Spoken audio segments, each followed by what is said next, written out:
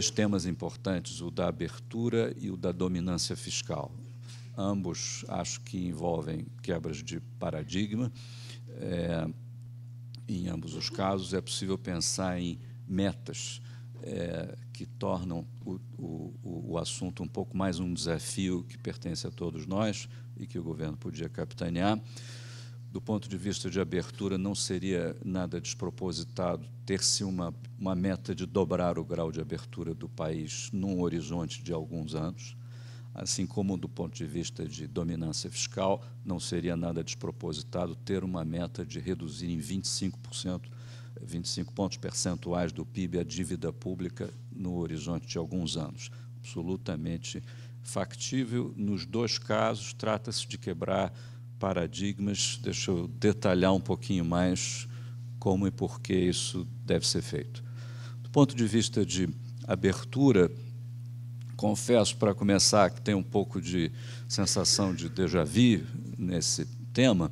Eu posso recuar ao meados dos anos 80, começando minha carreira como economista, trabalhava em questões de política comercial e industrial, globalização. Naquela altura, ia a muitas conferências, interagia com pesquisadores interessados na experiência dos chamados tigres asiáticos, anos 80. Os tigres eram Coreia, Taiwan, Hong Kong e Singapura.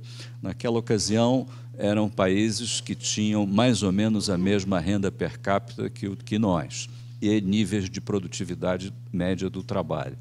E a nossa pequena rivalidade era, como eles, asiáticos, estavam lidando com o problema do desenvolvimento e inserção externa, nós tínhamos o modelo de substituição de importações, e essa lógica toda do mercado interno grande nos faz diferentes, por isso temos que basear o nosso modelo de desenvolvimento em algo que proteja o mercado interno, nosso grande ativo estratégico, enquanto eles diziam nada disso, o que está diante de nós é a globalização, e, portanto, vamos promover exportação e importação, os dois ao mesmo tempo, e vamos ver quem vai ganhar. E ali fiz vários amigos, passaram-se 30 anos, essencialmente. E, olhando em retrospecto, o que acontece hoje é que a produtividade média e a renda per capita do Brasil estão na faixa de 18%, 19% do nível americano. Tá? E a Coreia, que naquela ocasião estava no mesmo nível que nós, hoje está em 61% do nível americano, 3 vezes maior do que nós. Nós levamos uma surra deles nesse aspecto da escolha do modelo de desenvolvimento. Onde exatamente está o erro, e acho que é possível fazer um pequeno exercício numérico, assim, intuitivo, para todo mundo levar para casa e passar a entender por que o que nos venderam sobre autonomia e substituição de importação como fórmula de reduzir a vulnerabilidade externa está errado. Pensem na Coreia, que é um país que tem 35% do PIB em exportações e importações. Pensem que a Coreia sofre um choque externo e precisa fazer um superávit comercial, e uma desvalorização de 1% provoca uma redução de 1% nas importações, um aumento de 1% nas exportações, elasticidade unitária. Não é isso? Muito simples. Portanto, uma desvalorização de 10%, aumenta 10% das exportações, são 3,5% do PIB, diminui as importações em 3,5%, outros 3,5% do PIB, 7% do PIB de ajuste com 10% de desvalorização. Agora, pensem no Brasil, 10% do PIB de exportação e importação, não é isso? E façam o mesmo exercício. 1% de ganho nas exportações para 10% de desvalorização, 1% de ganho nas importações, ou seja, o esforço para se obter o mesmo superávit da Coreia é 3, 4 vezes maior. Ou seja, quanto mais fechado, pior. Essa é a história, esta é a lição que nós não entendemos desde lá de trás. E, portanto, a cada choque externo, a partir dos anos 60, 70, a situação foi ficando mais apertada, parecendo que o rabo balança o cachorro, paradoxal, portanto, mais verdadeiro, doído. E é mais ou menos nos anos 80 que, a partir, sobretudo, da crise de 82, nós, subitamente, nos vimos diante de uma situação inadministrável de balanço de pagamentos e que, a partir daí, tudo foi posto a perder. As histórias de controle cambial e restrição de importações naquela ocasião são histórias de horror e cujos impactos de longo prazo na produtividade são cumulativos, não se importa, não se traz tecnologia embutida em bens de capital e, a partir daí, ladeira abaixo, vamos nos transformando num país soviético mais e mais do ângulo da produtividade e da abertura. Curiosamente, é o país que tem, dentro de casa, todas as grandes multinacionais do mundo.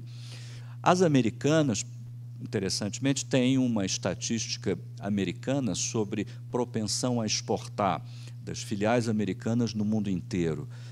A média é na faixa de 45%. A razão, exportações sobre vendas, que é faturamento, não é valor adicionado. Pois então, as filiais localizadas no Brasil, essa razão é inferior a 20%, menos da metade do que é para o resto do mundo, ao passo que na Ásia é superior à média. Ou seja, as empresas estrangeiras que estão aqui focalizam no mercado interno. E todas, se perguntadas, dirão, é porque nos dizem que aqui a gente tem que produzir com conteúdo nacional, porque aqui a gente não pode importar, e toda essa história que todos conhecem muito bem. Poderia ser o dobro as exportações do universo de empresas estrangeiras no seu conjunto, que é responsável por 60% das exportações brasileiras. Se fosse o dobro, dá para pensar o que seria. E são exportações de manufaturados. Isto é fazer parte das cadeias internacionais de valor. Os atores já estão todos aqui. Seria meramente uma questão de sentar, conversar e estabelecer o tipo de incentivo necessário para aumentar importações e exportações. E quando se fala em incentivo aqui, não é incentivo fiscal, é retirada de desincentivos que existem às importações.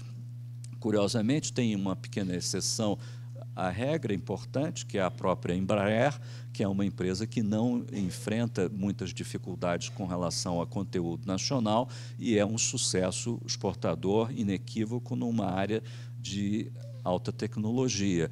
Por que não podemos replicar o modelo Embraer para o resto da indústria? Porque só para a Embraer, se ela fosse produzir turbinas nacionais, o destino da aviação brasileira teria sido o da reserva de mercado, portanto, um fracasso.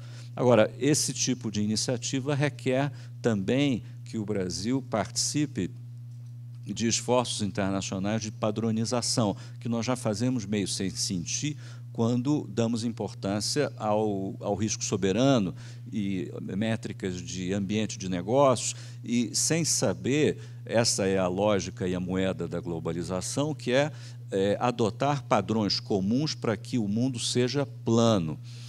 Não tem nada mais importante do ponto de vista de adotar padrões do que fazer parte de uma organização como a OCDE, que basicamente impõe a seus membros, através de acordos, padrões para todo tipo de atividade, da anticorrupção aos padrões sanitários, farmacêuticos e de proteção da propriedade.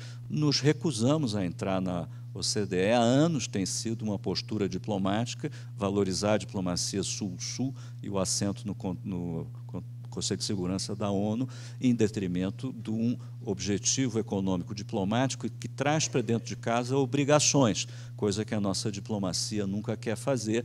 Acho que isso tudo faz parte de uma adolescência que eu sempre pensei que o Brasil já tinha superado, mas vejo que não. O tempo é implacável, né? Essas observações têm que ver com discussões de 30 anos atrás. Nós não andamos coisa nenhuma do ponto de vista de grau de abertura e de produtividade e de renda per capita. Aumentamos porque o mundo progrediu, os Estados Unidos progrediram, nós fomos juntos, mas continuamos lá 19% do nível de produtividade americana. Esse é o lado externo da coisa, que justifica a ideia de que nós devemos quebrar o paradigma e fazer uma meta ambiciosa de abrir a economia, exportações e importações juntas. Do ponto de vista fiscal, Arminio disse bem, nós estamos quebrando, as pessoas estão falando em dominância fiscal de um jeito que não falavam antes.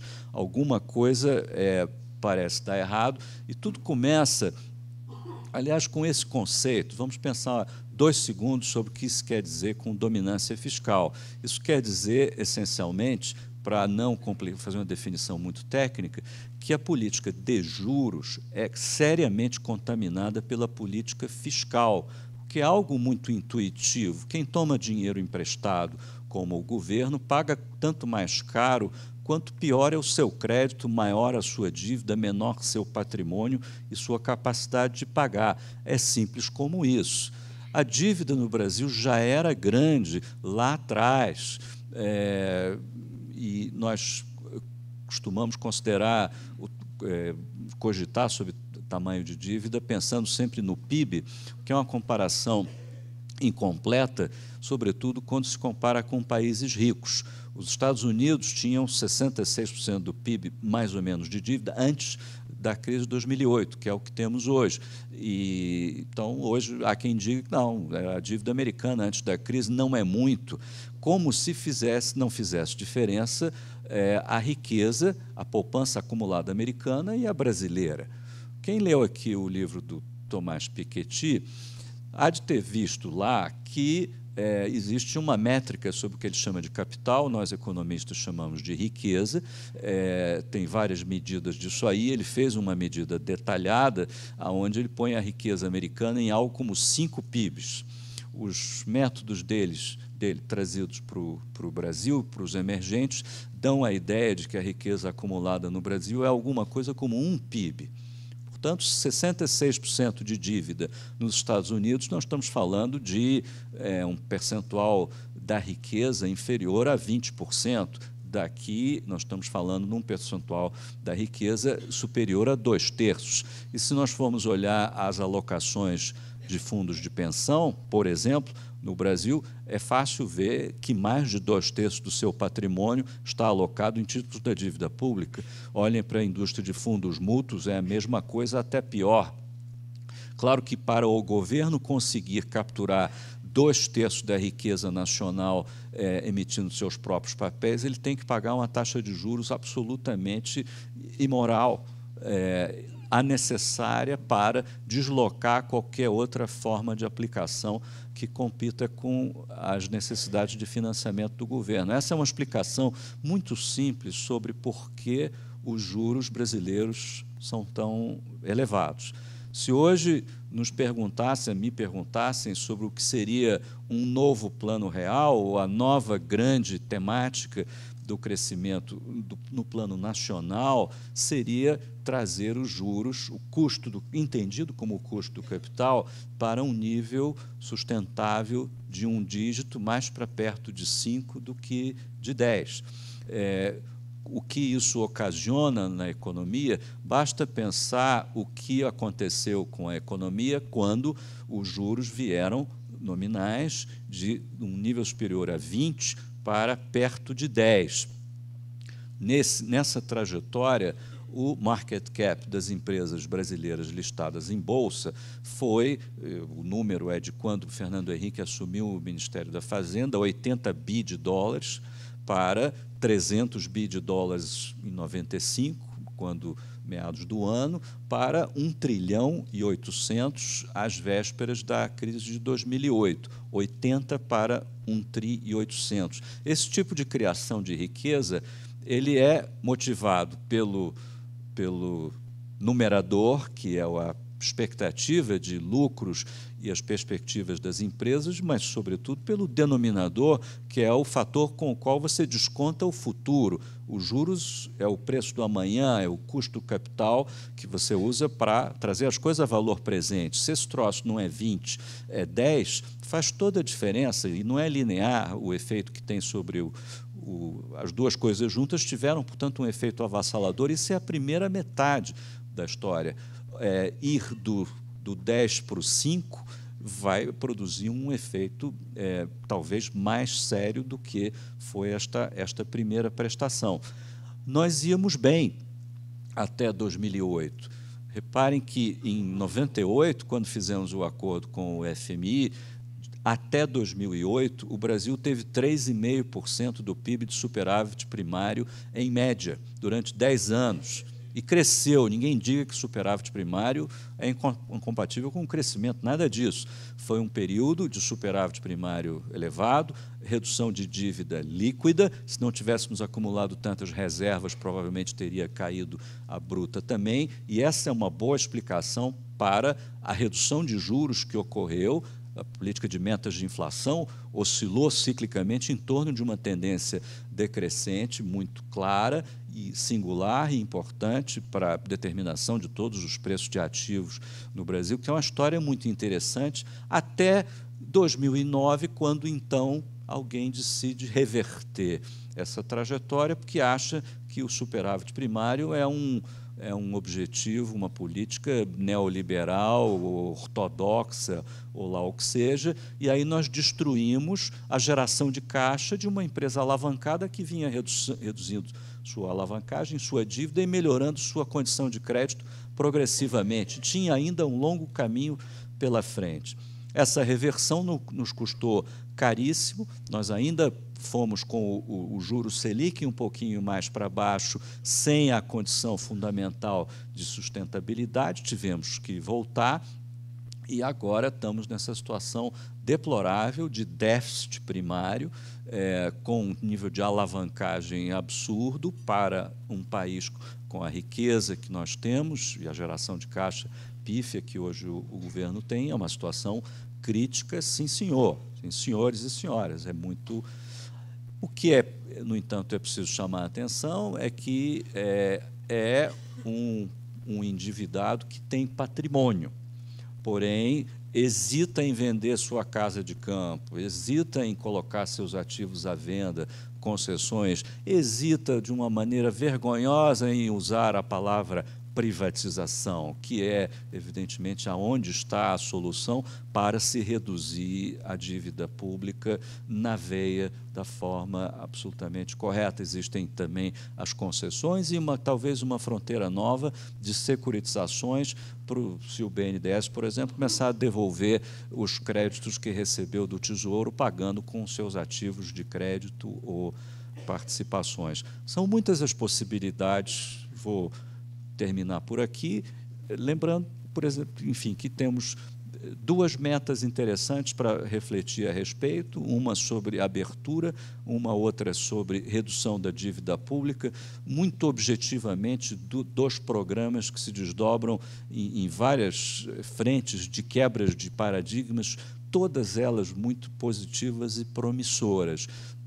Portanto, continuamos a ser um país onde o futuro está ali na esquina. É só executar.